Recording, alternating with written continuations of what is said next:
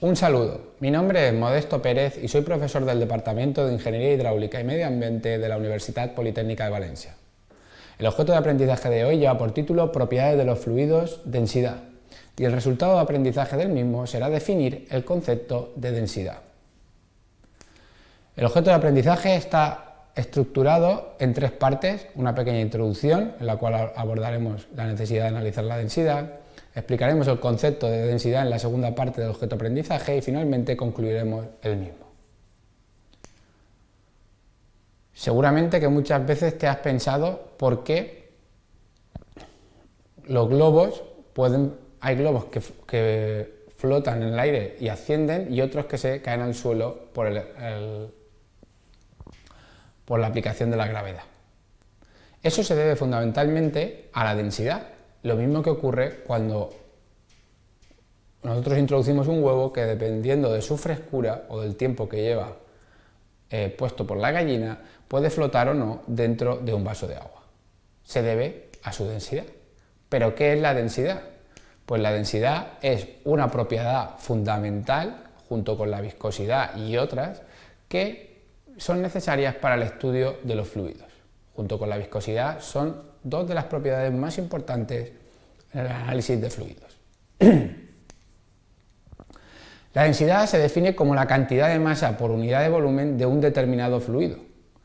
Por lo tanto, si nosotros queremos determinarla, la densidad será igual a la relación entre la masa y el volumen, y sus unidades en el sistema internacional son kilogramos partido metro cúbico. Si nosotros analizamos fluidos inmiscibles, es decir, que no se pueden mezclar, la densidad es la causante de la generación de la estratificación de los mismos y, por lo tanto, a mayor densidad los fluidos se situarán por debajo, mientras que los fluidos que tienen menor densidad se sitúan en la parte superior. Ese es el ejemplo de que si nosotros echamos en un mismo vaso agua y aceite, el agua ocupa la parte inferior y el aceite ocupa la parte superior. ¿Por qué? Porque la densidad del aceite es inferior a la densidad del agua. La densidad se mide por diferentes métodos que proponen las diferentes asociaciones internacionales de medida. Estos métodos se basan fundamentalmente en el empleo de pignómetros. Generalmente se utiliza el pignómetro de Vigan o el pignómetro bicapilar de Lipkin.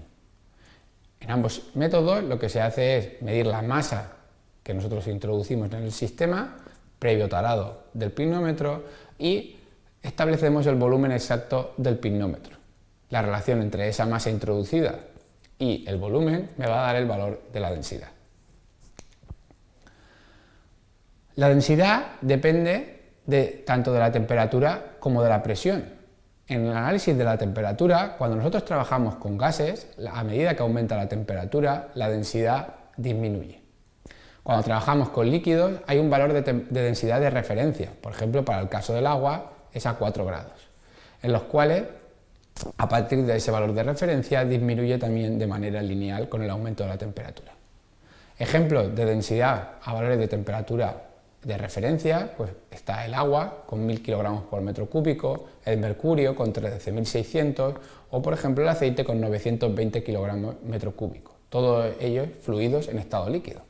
Si vemos los gases, tienen valores de densidad mucho más bajos, como por ejemplo el aire, que es 1,3 kilogramos metro cúbico, o el butano, que son 2,6. De ahí la explicación de por qué las rejillas, que en algunos edificios o en algunas viviendas existen, se sitúan en la parte inferior cuando hay gases instalados, por el propio peso de que el butano tiene una mayor densidad que el aire y por lo tanto se establecerá en las capas inferiores. Si nosotros analizamos las variaciones de presión, en los líquidos no varían significativamente para los análisis o cambios de presión de trabajo general de los fluidos.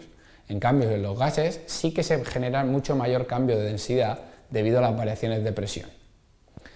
Su análisis de la variación de la densidad respecto a la presión se lleva a cabo con la ecuación de los gases ideales, teniendo en cuenta la constante del gas, la temperatura y la presión de trabajo.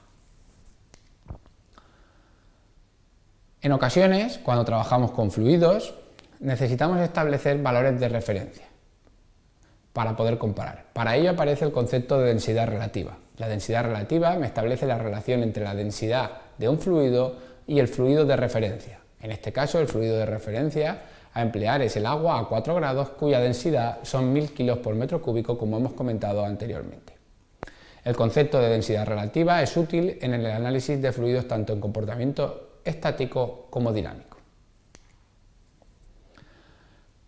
En ocasiones, para medir esa densidad relativa se emplea el densímetro, que es un instrumento que me va a permitir medir la densidad relativa de un fluido en estado líquido sin necesidad de calcular antes su masa, su conductividad o su temperatura. Si nosotros podemos relacionar la densidad con otros parámetros del fluido o propiedades del mismo, como es el volumen específico. El volumen específico se define como el volumen por unidad de masa y es la inversa de la densidad. Sus unidades son metros cúbicos partido por kilogramo. Como conclusión al objeto de aprendizaje, hemos definido los conceptos de densidad y densidad relativa, así como hemos comentado las variaciones de la densidad cuando cambia la temperatura o la presión.